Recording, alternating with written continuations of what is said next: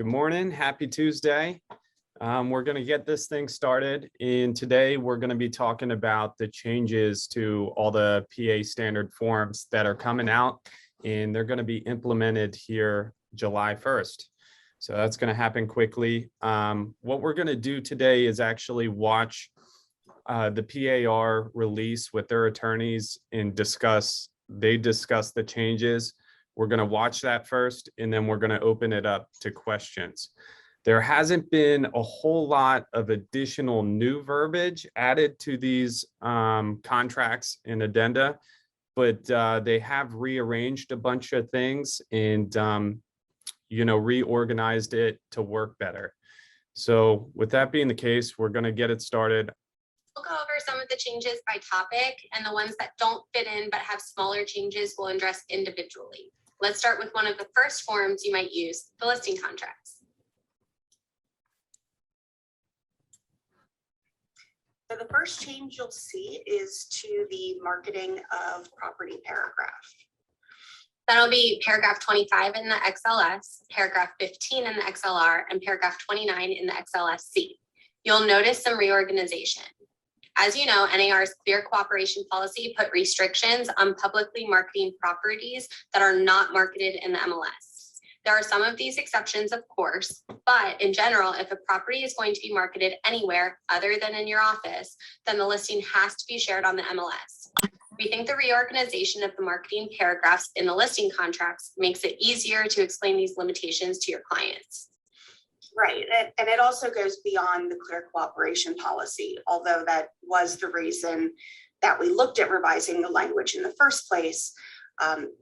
So it also explains that any MLS that the listing broker uses will have rules and restrictions that have to be followed. So let's look at the specific language that's being added to the contracts. And you see that we start in subparagraph 1 with a description of what an MLS is and what it's used for.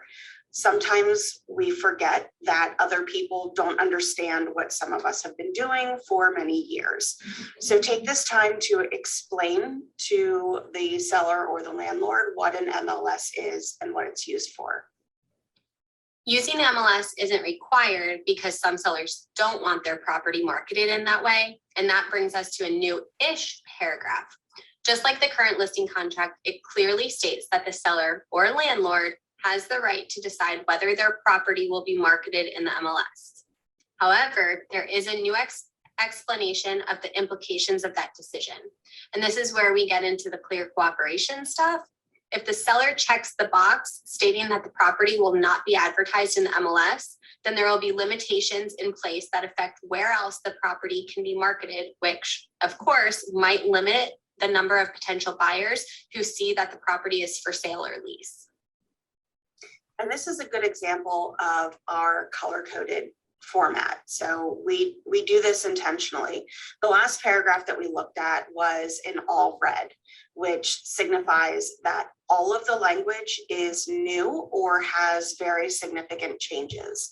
So you'll see here that a lot of it is red, but there is also some blue and some black. If words are in blue, it means that the language itself isn't new, but it's in a new place. It's moved from one location in the form to another. If it's in black, it means that there have been no changes. So as we mentioned earlier, the changes to this paragraph are mostly a reorganization, which we think will make it easier to explain to clients, which is why you see most of it in blue. We're also adding a paragraph on FIRPTA, which, as a reminder, is the Foreign Investment in Real Property Tax Act of 1980, and it's a provision of the tax code which applies to the sale of U.S. real property interests by foreign sellers. If this is the first time you're hearing this term, then we'd suggest that you talk to your broker or search FIRPTA on parealtors.org for more information. What you need to know for these purposes is that we've added a paragraph to the listing contracts to prompt listing agents to have a discussion with their clients at the time that the contract is signed. And those are the only changes for the listing contracts. Okay, well, that was a lot of great stuff on the listing contract, and I heard the key phrase there towards the end. If you don't know what this is, ask your broker. or you can call the legal hotline and they will help you with it as well, but ask your broker first. Now, I understand there's some changes to the sales agreements as well. What should people be aware of? These changes are going to look a little more complicated, but they really aren't. There are changes to the finance contingency paragraphs, which we get very many questions about on the legal hotline. We'll be using the ASR as our reference here, but again, all of the sales contracts will have similar changes. So this isn't intended to create a different practice, but we realize that it just might be different for some of you, because as we've come to realize through talking to members on the hotline, there are a lot of people who do not understand how the mortgage contingency works in the first place. So we'll cover that first. There are three, I would say, major misunderstandings about this paragraph as it currently exists in the agreement of sale. First, foremost, there seems to be a belief that the buyer can terminate the agreement of sale if their financing application is denied. And this is not the case. And this has not been the case for at least the last nearly 10 years or so that I've been working with the forms, and it's not changing here. But if you were one of those people who didn't realize that the buyer isn't able to terminate the contract if the lender denied their mortgage application, then this might actually be different for you. Second, people assume that if the buyer has waived the mortgage contingency, then the buyer will be paying in cash or is prohibited from getting financing. This is also not true. It's been a part of the agreement for a while. Lastly, and somewhat related, was the idea that if the financing contingency was waived, then nothing in the paragraph applied to the parties or the transaction. And there are tons of questions about the entire paragraph, not just what happens after the buyer applies for financing. This is another paragraph that we thought could benefit from some reorganization to help clarify these points. This is going to look very different, but don't freak out. Remember that the operation of the paragraph is not changing. So if you're following along, the first change you'll notice is that the paragraph no longer starts with the election or waiver of the contingency. Instead, it's a statement of clarification. It says that even if contingencies are waived, the buyer has the right to apply for financing. And these are two separate and distinct concepts. One, will the buyer get financing? And two, will the agreement be contingent upon the buyer's ability to get that financing? So the paragraph now hopefully makes it clear that there are some ground rules that must be followed if the buyer is going to apply. And what you see in the first paragraph under subparagraph A are those ground rules. Most of these rules came from somewhere else in the paragraph. As you notice, I'm sure they're in blue. They've just been moved around a little bit. The rules are basic. They apply to any transaction where the buyer is looking to get financing. The buyer can't give false information to the lender, and they have to cooperate with the lending process. The buyer has to make their loan application within 7 days or whatever time period the parties agreed to put here. The seller has to provide access to the lender or the lender's insurers, representatives like appraisers and inspectors. The buyer has to lock in their interest rate if the lender gives them the opportunity to do so. And they can't lie on their, and the parties agree to follow the prescribed process if the lender requires repairs on the property. Ooh, let's let all of that soak in for just a second.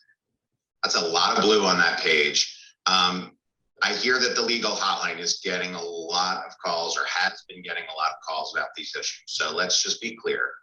All of the rules should be followed if the buyer is getting a loan, even if the agreement is not contingent on the buyer getting that.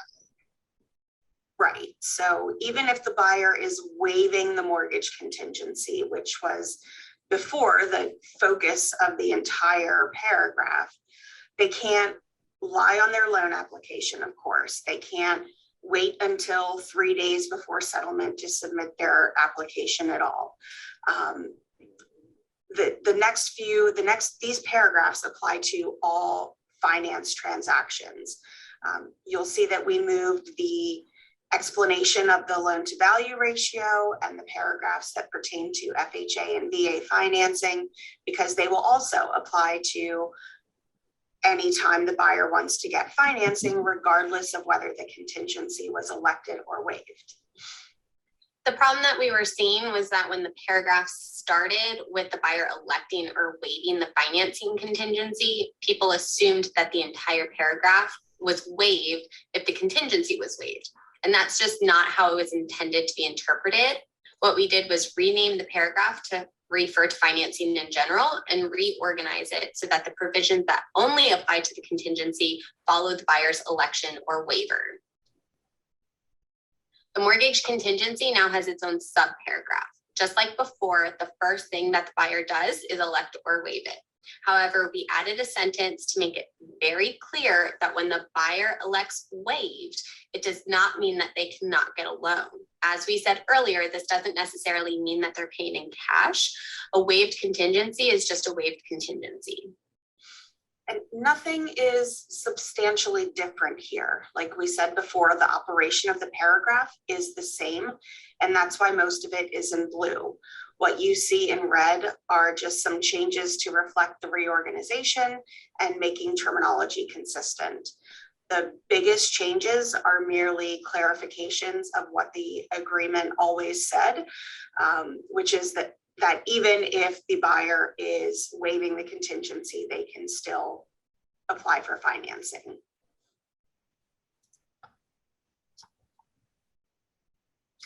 So our last point of clarification is about the buyer terminating when their loan application is denied.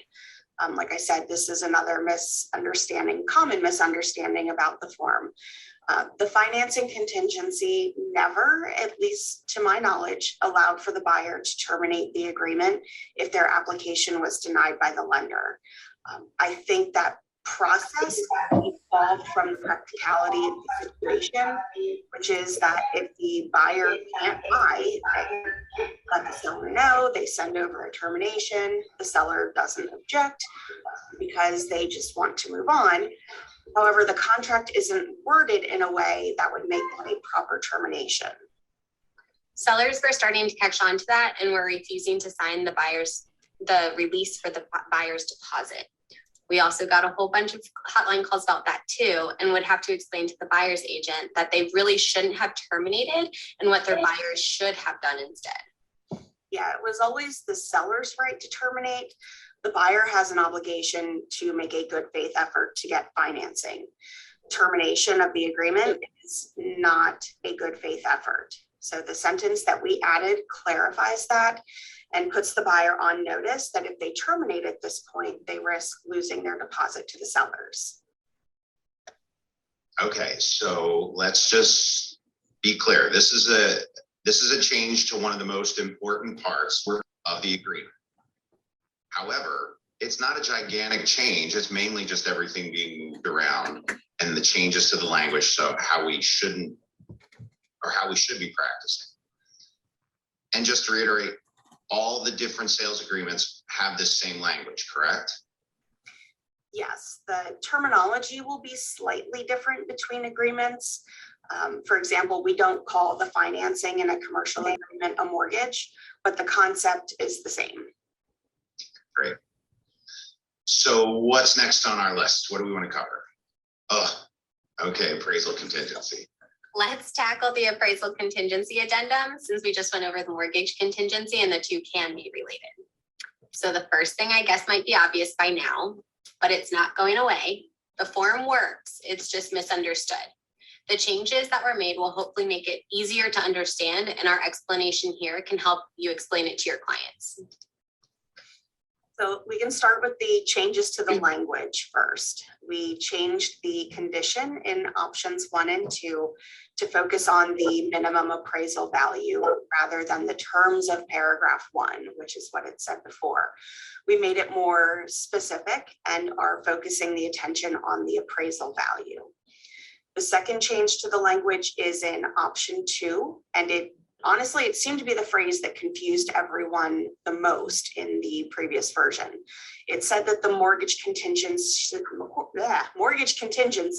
shall prevail. And no one really understood what that meant. What it means is basically what we replaced it with. This addendum is null and void, and the mortgage or financing contingency remains unchanged.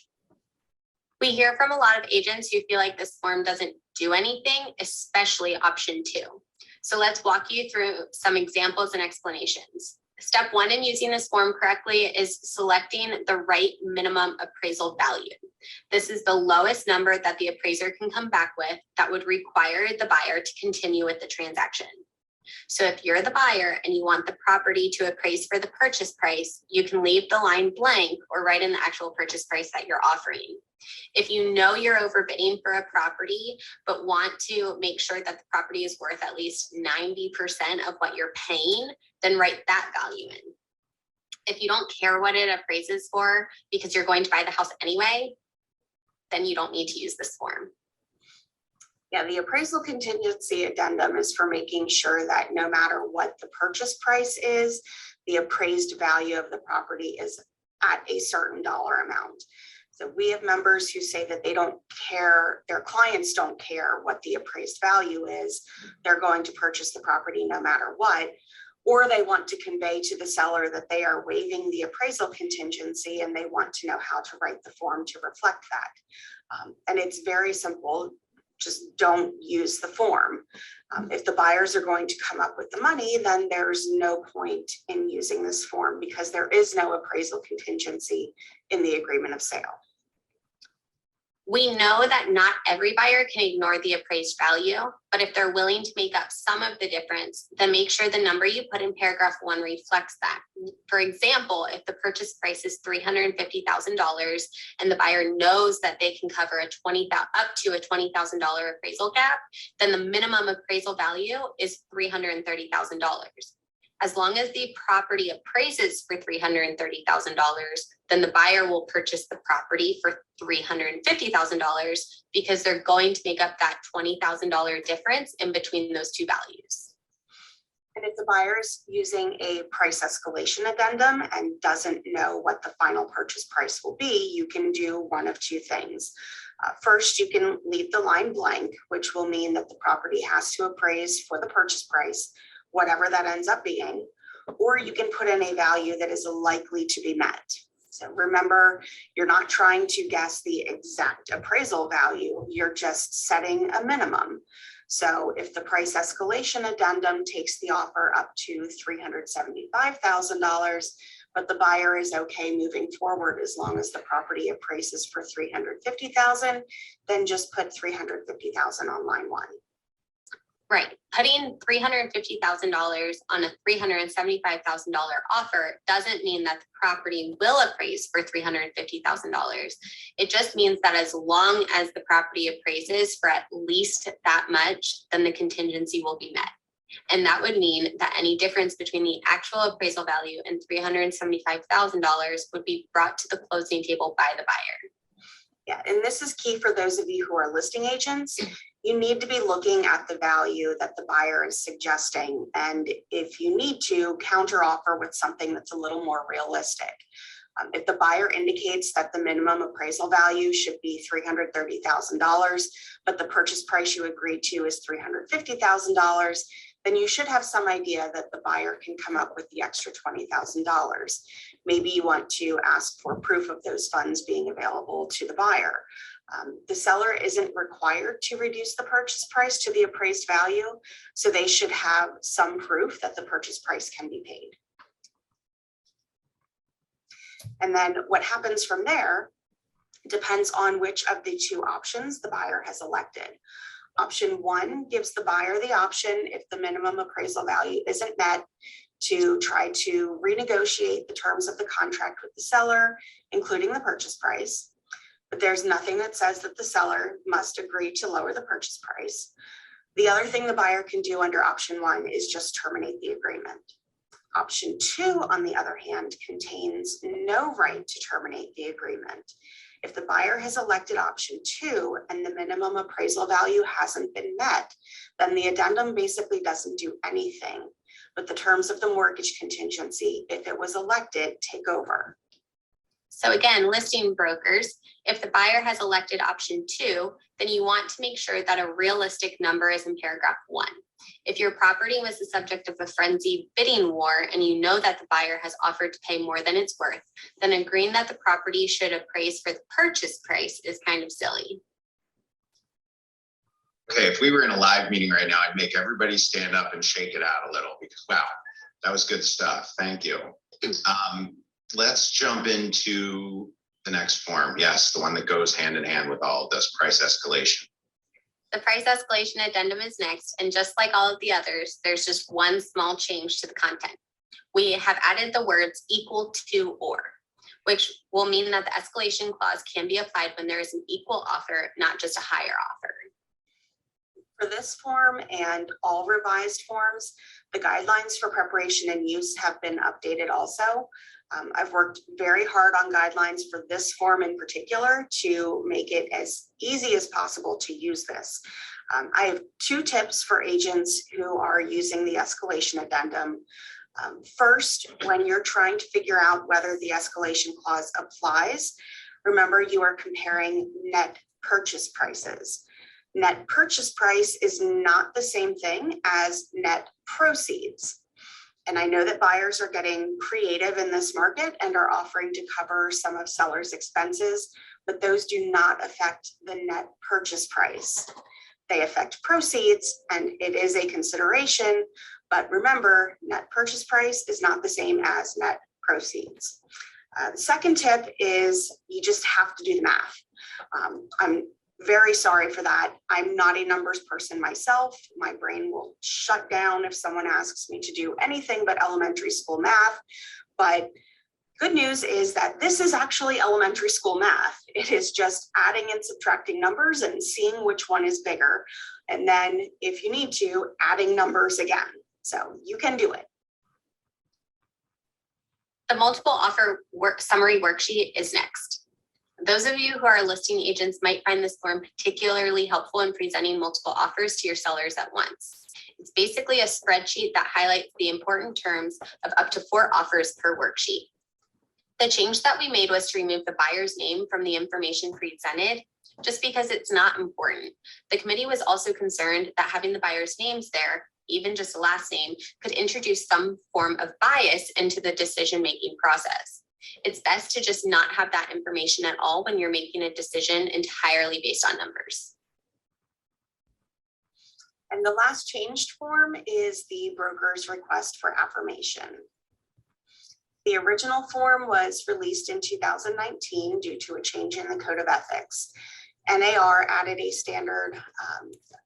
to Standard Practice 1-7, a requirement that realtors provide, if requested by a co-op broker, written affirmation that an offer was presented to their client. NAR has since added a similar provision to Standard of Practice 1-8, which applies to counteroffers. So realtors who are asked by a listing broker must provide written affirmation that a counteroffer was submitted to their client. So this form allows members to provide that written affirmation, whether it's for an offer or a counteroffer. This isn't necessarily the required format for the written request. There is no required format for that. There doesn't need to be one. It just needs to be in writing. But this is the proof that you complied as required by the Code of Ethics. And then the last form is the change to lease terms for a commercial lease. It was pointed out that the change in lease terms form that we had was specifically for residential leases, so the committee created one specifically for the commercial lease. Okay. In 30 minutes, we have just covered a. All righty, guys, we're going to exit out of here and I'm going to stop sharing. And at this point, I'm going to open it up for questions. Obviously, they went over a bunch. Who has some questions on what was discussed and the changes that were made? Go ahead, Stacy. For first one that they mentioned was about the marketing of your new listings. She clearly stated, other than in your office. Does that mean if we get word or we get the listing contract signed, we are technically allowed to publicize and market to all of you because you're within our office to bring the buyer before it actually hits the MLS? That would fall in line. I have to double check with Bright's rules and regs on that. That I think once you have the listing signed, you might have the ability to do that, but let me confirm with Bright's policies. That's where you have to cross-reference, and that's what she's talking about. If you are electing on the listing contract to use the MLS, you got to abide by their policies. The big point she was trying to bring home was that if you choose not to, there's limits by Bright, because we cooperate with them on where that information and where the property can be publicized. Okay. Stacy, remember, this contract is written for the entire state of PA, and there's probably a dozen other MLSs within the state, and everybody has their own different rules. Okay.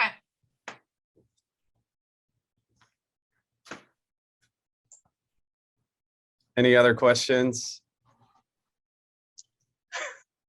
Yeah, I have go a ahead, question. Sarah. If nobody's, Oh, go ahead, Morgan. Carol. so I have a question on the appraisal contingency, which I actually kind of ran into this not long ago and how I handled it, but I'm curious like what the consensus is on if there's a number. So let's say there's an escalation clause and an appraisal contingency, and you say I'm willing to pay $2,000 over any other offer up to $250,000, and that house is listed at $220,000, but my clients are willing to do a $20,000 appraisal cut. So that number would change. And like they said, just put in the minimum number, but you know, I wouldn't want to put in 220 if I was going to 250, because that would be 30,000. So what is the way of handling that in an appraisal contingency for a $20,000 gap or a $10,000 gap? Kong, you just went over the appraisal contingency Yeah. addendum. Do you want to? And I think I know the situation because you and I talked about Right. it, Morgan. What happened was, let's say the house is $200,000. Okay. The buyer was willing to go up to 220. So there's a $20,000 gap. Okay. But they were willing to pay $20,000 higher than the appraisal value up to the purchase price. So let's say if it only appraised for 160, okay, they were willing to go up to 180. However, the way the appraisal contingency is written that way, it doesn't really allow that gap if it's like a major shortage. So going to this video, now that I saw this video, Morgan, what the buyer should have done was elect option 2 and then reference back to the mortgage contingency where they have their loan amount of X amount. Right. But so I still like, how would you do if it's a $10,000 gap? We don't know if the price escalation clause is going to be maxed out or not. Right. So it doesn't even though it doesn't need to be referenced back to the mortgage contingency part, like it could still be, you know, a gap difference over that. Right. It would actually go back to the mortgage contingency, because in the mortgage contingency, they'll write in that, hey, I'm getting a loan for 140. So no matter what, I'm getting a loan for 140. So if it appraised at 220, I'm still getting a loan for 140. If it appraised at 170, I'm still getting a loan for 140. So But they option weren't. 2, So it was a 90% loan or 90, I forget the one we were in. okay, So it was like a 95% loan. So they were, you know, they're willing to go, you know, $20,000 over asking, but gotcha. they still needed to do 90%, and they only had an extra $10,000 that they could throw at the appraisal contingency. Right. Yeah, in that case, it still would go back to the mortgage contingency, although now that loan amount is like much higher and very close to the purchase price. So Sure. yeah, that definitely would need proof of funds and Right. Which, Yeah. yeah, like, I mean, those are the situations, but I was just curious because like I mean, how I do it is and I don't know, maybe I'm not doing it correctly, but in the appraisal contingency line, I put in there a $10,000 gap number to be determined at the cost. So then when they sign the escalation clause with that number, we would put that number in and everybody would initial it, the exact number. Sure. But I don't know if that's what I was asking, like, because that didn't really seem, I was curious if they were going to change anything in the sales agreement or appraisal contingency to reflect any of that. Sure. Yeah, that would be up for discussion after they pick your offer. Okay. Yep. Okay, Kara, I think you had a question. Yes, can you please go over the mortgage contingency and when that is accepted as a way to get out of the agreement? The ratified agreement. Why would you choose it now that it doesn't really mean what we thought it meant? Well, it does. So it still protects the buyers, in the sense that their deposit money is protected. It just does not give them a means of termination. Because in the mortgage contingency, it allows the seller to actually assist in the buyer getting financing. They can buy down interest rate. They can help cover certain costs. They could provide seller financing if they really wanted to. The buyer has to continue a good faith effort in going through with getting a mortgage. So what they're saying is, if you get a loan denial letter from a loan officer, you got to present that to the seller, say, in your conversations to the listing agent, say, the buyer got denied. It's not looking good for them to get a mortgage. We can go through the hoops of continuing to try to get them financing, but quite honestly, it's not looking good. What does the seller want to do? More than likely, and the reason we all used to send termination letters over is because the seller wants to move on anyway. They want to terminate, release, and find a new buyer. So the listing agent likely is going to say, well, the seller wants to terminate. Great. We need the termination and release from the seller because they are the ones that have that right within the contract. The buyer still retains their earnest money deposit, but again, they just do not have the means of termination based on the mortgage contingency. Hey, Does that Brooks, make sense? I've actually had sellers that will not, on that form, it's a two-part form, and they will not agree because they feel that something was done that wasn't, put forward. They will not agree, and that escrow is still sitting there because they won't sign to release it. They'll terminate, but they will not sign to release those funds. The seller will terminate? Yeah, the seller will agree to terminate, but will not agree to release. Well, then you're gonna, it sounds like, wind up in a dispute, mediation over the deposit monies. But as long as the buyer can prove that they were going through a good faith effort to obtain financing through the duration of the contract, or through the seller's termination of the contract, they should, in my opinion, have legal rights to their deposit. So I have a question, Brooks. I Yeah. had one that was like, they were originally VA and we had a mortgage contingency because, correct me if I'm wrong, though we don't necessarily need to elect a mortgage because it's saying like, even if you waive it, you could still get a mortgage. But like, then if they lose their job or something happens, they can't get their escrow back because it wasn't contingent on like them getting financing. Well, there's another part of the contract too that would cover a loss of job or something like that. A change in buyer's financial status protects buyers in those situations as well. However, by no means do you want to just not electing the mortgage contingency. Again, that protects the buyer's rights to their deposit money. It just doesn't give them means of terminating. They also wanted to bring home that if you waive, that contingency, you still have the rights to go ahead and get a loan. But if the buyer doesn't get a loan or, have the funds to settle within the duration of the contract, then their deposit money's liable. But for the VA buyer, who elects that contingency and for some reason gets denied, they're still protected. Their deposit money's protected. Yeah, because that was the situation I had where it was a VA buyer and then the VA financing fell through. So then we tried to switch them to FHA, but going FHA, like they couldn't even get approved because of the ratios and stuff for FHA. So then that's where I was like, well, wait, could the seller technically have kept their deposit because the lender gave us a turn down letter and we got the deposit back because they tried to go FHA, but they couldn't.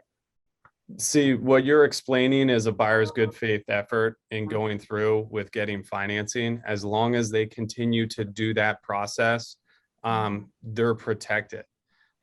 Now, if it comes to the end of the contract settlement date and they can't get financing, they're protected by that contingency as long as they continued along the way to make a good faith effort. The seller throughout that whole time reserved the right to terminate based on that contingency and not meeting, certain deadlines. But it sounds like they chose not to terminate. They did. Yeah. And the seller gave them back their escrow, but I was like, when she was explaining that, I was like, well, wait, could the seller have technically tried to keep that? Okay. By the way, one thing that came back with this revision, if you didn't notice yet, is the words commitment date. That came back before it was conditional approval, but now it actually says commitment date. Actually, now that I'm looking at it twice, actually 3 times in the contract. So by that commitment date, if the buyer gives the seller a sheet that says, well, now they have to sell their house, or no, they've been denied, the seller at that point and thereafter can terminate the agreement of sale at any time and move on, but the deposit money will go back to the buyer. But Kong, I've actually had sellers that just will not sign, and then it's like the escrow just stays there. So then it becomes a Right, litigation. and it'll go to mediation and they'll lose. Because they're going to say, well, why did you sign the termination? Well, it was after the commitment date. They haven't performed, but they were still making an effort to get the mortgage. But the seller terminate, and it's clearly stated in the contract that as long as the buyer makes good faith effort, but the conditions are not satisfactory to the seller, then the buyer gets the If you have a deposit back. $500 escrow sitting there, it's going to cost them that and the time to do it. So The biggest point to remember is if your buyer gets denied, do not, as the buyer's agent, send a termination to the listing agent based on the mortgage contingency. There is none. All right. They don't have a right. Their deposit then is at risk because the buyer's trying to terminate for a reason they don't have. They can't terminate based on the mortgage contingency. They need to go through the process, but you as the buyer's agent need to have a conversation with the listing agent saying that they got denied. It's not likely that they're going to get a mortgage based on their circumstances. Does the seller want to terminate? Because the seller retains the right to terminate. And the conversation should go something like this. Send the denial letter to the list agent. Mr. List Agent, this buyer has been denied for a loan. Now, what we'll try to do is apply at a different company and see if he can, if this bank will approve a 80% debt to income ratio.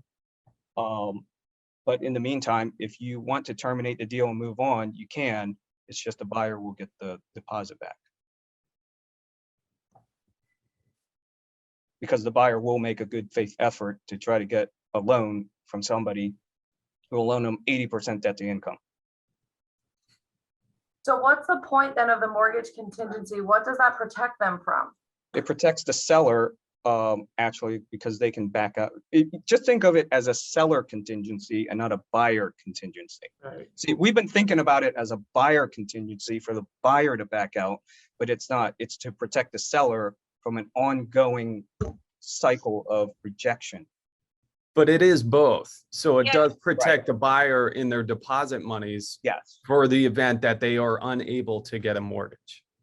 Doesn't it also protect the buyer due to like interest rate or things that change within the terms of the amount of the mortgage as well? Yes, absolutely. And it also acts as a soft appraisal contingency.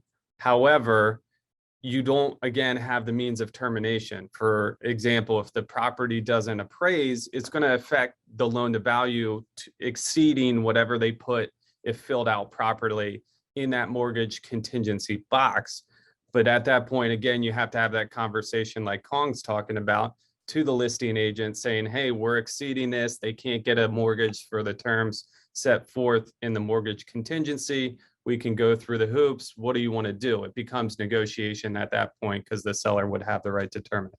And Brooks, in that case, the buyer could make a good faith effort to go get a second appraisal, At or a different lender. or the seller can assist, like you said, in getting the mortgage by lowering the price. To retain that loan to value ratio. Right. Correct. Yep. So there you go. Colin, can you do a Thursday morning meeting about this? Okay. Just that section. Yes, because it's like blowing our minds over here. Yeah, I think if you've always thought of it as a buyer contingency, this will seem very different.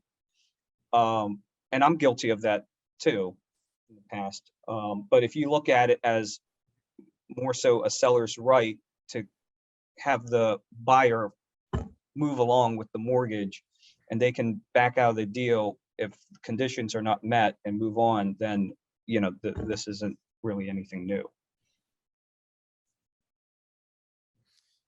Jim, I think did you have a question? Yeah, just a general thing, Brooks. Back to talking about the deposit and when there's a dispute and the mediation process. Mhm. I know you put a specific number of days on the contract there, so just say that they don't follow through on mediation or whatever. That means that at the end of that term, then the buyer is going to get their money back, correct? Unless a dispute is filed. They would have to put a request into the broker, yeah, unless there's a dispute. You know, they can, on that day, request from the listing agent to get their deposit, and the listing agent, listing broker rather, should release that money. Even if the seller hasn't signed the release, correct? Correct, unless Okay. there's a pending, you know, filing for mediation. Okay, all right, thank you. And Yep. the seller has, or the list agent has 30 days after the request. So you put in, instead of 180, you put in 30. After 30 days, then the next 30 days, the list office has the right to, or is obligated to return the deposit in that time frame. Okay.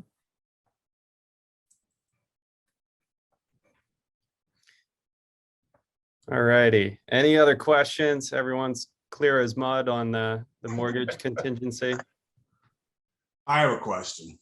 Yeah, So since I'm not looking at the form, maybe I'm incorrect here, but the percentages of the amount being financed in the mortgage contingency. Okay, if there's an appraisal cut and the percentages do not match, and because this happened to me in the past where a buyer forced a seller's hand, this was years ago, forced a seller's hand because those percentages, like there's an appraisal cut, a very minor appraisal cut, but because those ratios were not matched, the buyer demanded a price reduction, or they were going to terminate. All those rights no longer exist. Am I correct? well, that conversation was incorrect by the buyer's agent in that scenario. So Yes, they are protected in that the loan to value for conventional loans covers them in the event if the property doesn't appraise, because the loan to value then exceeds what's stated on the contract. But in that case, they don't have the right to terminate. They need to tell that to the seller. The seller, like Kong was saying, has the means of making financial concessions to keep the loan to value ratio in place, or the buyer can, the lenders that they're working with probably isn't going to allow them to do a second mortgage or a second appraisal rather, but they could go to a different mortgage company with the seller's, approval to get a second appraisal done, to try to obtain that loan to value ratio. But if it's a government loan, don't they forbid that? So a government loan would be FHA or VA. Are you talking FHA or Yes, VA? correct. They FHA. have a built-in appraisal contingency within the contract that it has to appraise for the purchase price anyway. If you read the contingency section, those loan to value ratios are only for conventional mortgages. Right, I forgot about that, okay. And actually now they rearranged it. That box, remember it was at the bottom, the FHA VA, it's actually now before the mortgage contingency. So if it's VA or FHA, it's got its own little box. So, yeah. So if it doesn't appraise, and the ratios are off, the only thing we can still do is just request for a lower price amount. We cannot terminate. We can only request that the seller reduce the price in order to bring the ratios back to the mortgage. The conversation needs to go as, look, the property didn't appraise, the loan to value ratio has exceeded what's stated in the mortgage contingency. How does the seller want to handle this? Are they willing to contribute anything financially to help retain these ratios to keep the contingency intact? Again, the buyer throughout that period needs to go through good faith effort to get the mortgage, but it doesn't require them to come up with that money, protecting their deposits. So then if the seller then says, well, you're not doing a good faith effort, go to bank B instead of bank A and make another formal application and then spend the extra $500 on an additional appraisal. But if they refuse, then are they not making a good faith effort? And then the seller could retain the earnest money deposit? I don't know if the seller can force you to go to a different lender if you specified one in the mortgage contingency. Kong, what are your thoughts on that? But what constitutes a good faith effort then? Continuing to try to get the mortgage with whoever was stated there. Right. I guess at that point, the buyer can request, let's say if they're going through Wells Fargo and they had an appraisal cut, they can ask the loan officer for a second appraisal. And if the loan officer says, no, we don't do second appraisals, then the loan officer needs to write a letter stating that Wells Fargo's policy is no second appraisal, send that to the list agent with send it to the list agent, just say, look, they're not giving us a second appraisal. We're going to have to either go through the whole process again. Termination then. Sorry, right? Jane? I said you're requesting termination then to the list agent. No, we're not requesting termination. We're requesting that the seller either gives us more time or they in turn can terminate the deal. But yeah, I mean, you're going back to the list agent, Yes. right? Yep. And Yeah. saying to them, hey, give us more time to get something, or we're suggesting that you think about terminating and getting on with your life. Exactly. You suggest to them that they terminate if they want to, Right. separate and try to find another buyer. Okay. Jim? Just another question. That box where you put in the percentage and the lender and Yes. everything else, that kind of serves as a appraisal contingency in and of itself, right? The additional form is really if they're willing to pay the difference or if it's a cash deal. I think Paul and I talked about that. I just want to clarify. So there, like we were talking there, it does act as a soft, the attorneys like to call it a soft appraisal contingency. And I've talked to agents on the hotline about that. However, it doesn't, again, clearly give the buyer a means of terminating the deal. The true appraisal contingency for conventional loans and cash deals does. That's the difference.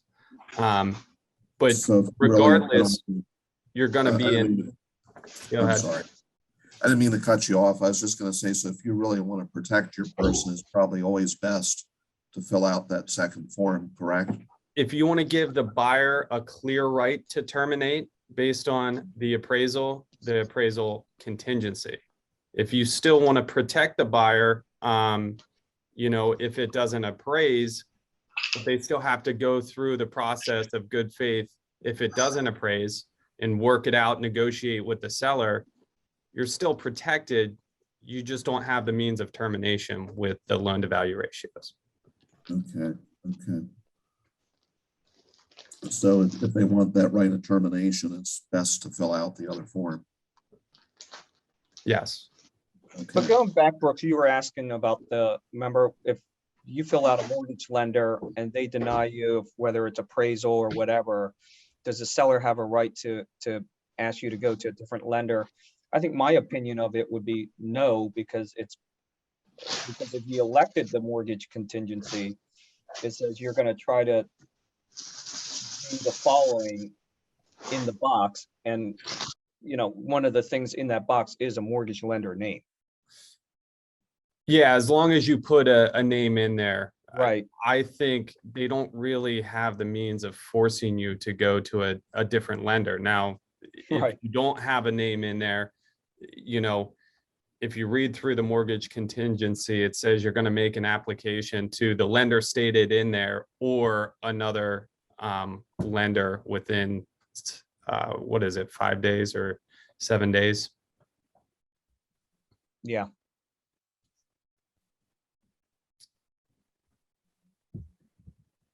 Yeah, remember, if they go through a different lender, they're gonna have to start the whole process over again. And if time is of the essence for the seller, then they're better off just starting anew. Terminating, yep, and starting over. The real least in this problem market. lies, the real problem lies in the fact that if you're not getting an appraisal value, the likelihood of another lender giving you an appraisal value that's different is not too great unless they've got a very liberal appraiser on their staff. So, you almost need to work with that seller's agent to convince him that, hey, this deal isn't going to work, so that your client can get out clean. Because that's what we're really talking about, getting the deposit back or not getting it back, correct? So, you got to protect them as well as you can with it. And, again, more often than not, if I'm the listing agent, if a buyer is coming to me, unless they're extremely suspect and you think they've committed fraud and you have There you proof go. of it, of falsifying, information to a lender, their deposit's already at risk anyway in that scenario. But more often than not, again, you're going to want to terminate as the listing agent and seller to move on, find that other buyer and get your seller's house sold. Especially in this market, when you start going out to 90, 120 days on a listing, then you might want to see if you can make the deal work with the same buyer, but we're not in those circumstances right now. Yep. I think we need another session on this. I can see by the blank stares on everyone's faces that there's a lot of issues left. You know, let's see if we can call Brooksy and see if we can get, I don't know whether Jim Goldsmith would still do it or not, but, you know, and then do a meeting on it, because I can just tell by the look, that we're not near clear. Yeah, we'll see what we can do. You know, if no one else has any thoughts or questions at this point, we'll get this one wrapped up. We definitely will readdress this here soon. Next week, we're not going to have a meeting due to the holiday. The following week, I have lined up AdWorks is going to do another kind of learn session for us about their product that's offered for free through Remax's partnership. In addition, they have additional options that you guys can opt in for, but they're going to present to us that following Tuesday. And then that gives us some time to get maybe Jim Goldsmith or somebody else, an attorney, on and really clarify everything for us. Let's get to work. All right, guys, have a great rest of your week. Happy 4th of July.